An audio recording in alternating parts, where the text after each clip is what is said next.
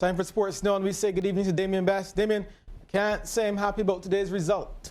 Well, Shane, some may disagree. Very good evening to you. England defeated Australia by 8 wickets today at Edgbaston to book their place in the ICC Cricket World Cup final.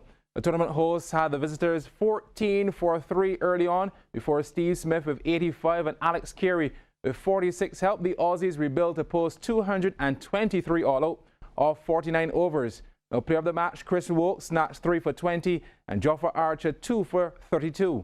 England then came all guns blazing with Jason Roy leading the way with 85 inclusive of 9 fours and 5 sixes.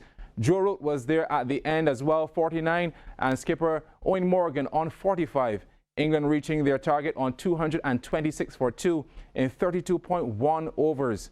Aussie pacer Mitchell Starc managed to pick up a record 27th World Cup wicket. So England will play New Zealand in Sunday's final at Lords after the Black Caps defeated India in the first semi-final, of course, yesterday. Back at home, West Indies A went down by 65 runs in the first of 5 one-day matches against India A at the Coalish Ground in Antigua today. Batting first after winning the toss, India A were restricted to 190 all out of 48.5 overs. Suresh Iyer top scored of 77. West Indies A captain Roston Chase, he picked up 4 for 19.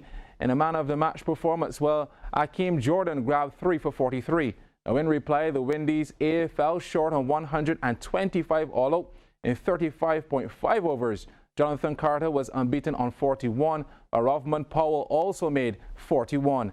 The second unofficial ODI is set for Sunday at the North Sound Ground in Antigua. Barbados senior netball team is gearing up to face Singapore in their opening match of the IFNA World Cup in Liverpool, England.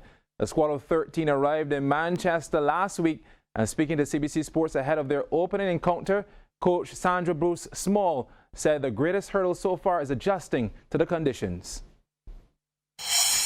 We spent a week at the University of Manchester. We were able to use their courts and practice and had practice games as well. The girls were given that opportunity to, play on the correct surface with AC, because even at home, even though we were getting to practice on the hard courts, we were practicing in heat. During the tournament, of course, as you're aware, we will be playing in AC conditions, so the girls were able to get that. The practice sessions went very well, as as the practice games. We were able to use lots of different combinations and mix up and play.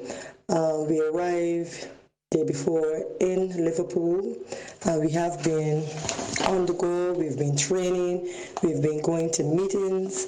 We had the anti-doping session, we had our venue familiarization where we get to use the official court, and the manager was shown around the venues so that we will know exactly where every place is that we need to know.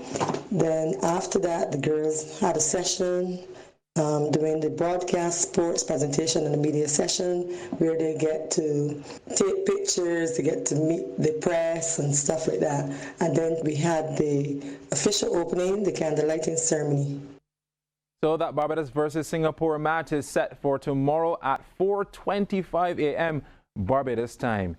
Well, former Trinidad and Tobago football official Austin Jack Warner, fighting extradition in the FIFA bribery scandal, has been ordered to pay $79 million in damages from a related United States lawsuit.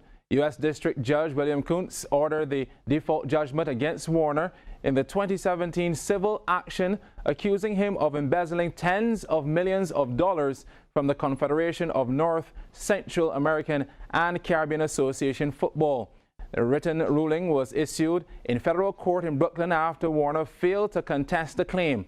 Lawyer John Kuster said in a statement yesterday that CONCACAF intends to pursue all available avenues to enforce a judgment in any jurisdiction where the association has reason to believe Mr. Warner may have assets.